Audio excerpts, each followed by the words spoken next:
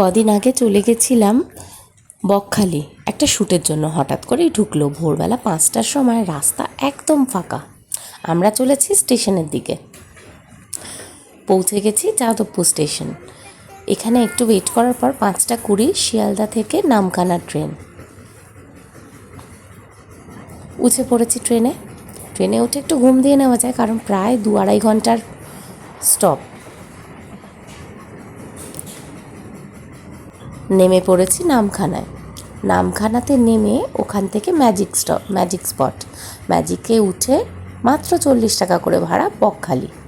Very easy travel, খুব সুন্দর।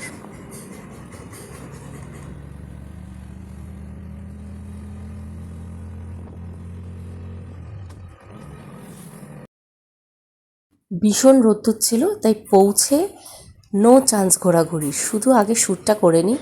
অনেকটা দূর, তাড়াতাড়ি প্যাকআপও করতে হবে। তো যথারীতি আমাদের শ্যুট শেষ হতে হয়ে গেল 4:30। তো আমরা 4:30 ট্রেনটা মিস করে গেলাম। তাই একটু রিসর্টটাকে ভালো করে ঘুরে নিলাম, একটু টুকটাক রিলস বানিয়ে নিলাম। আর যারা ছোটরা ছিল তারা একটু মজা করে দোলনা টোলনা চড়ে নিল। এবার অলমোস্ট আমাদের তখন বাজে 6টা, সন্ধে হয়ে এসছে। কারণ আমাদের বকখালি নামখানা স্টেশন যেতে 1 ঘন্টা লাগবে টোটোতে। তাই আমরা বেশি দেরি না করে কিছুক্ষণ আনন্দ করে বেরিয়ে পড়লাম টোটোর জন্য।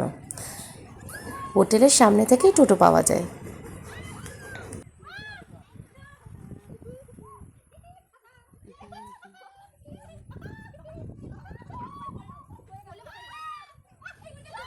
এই বেশি উল্টে যাবে করিস না।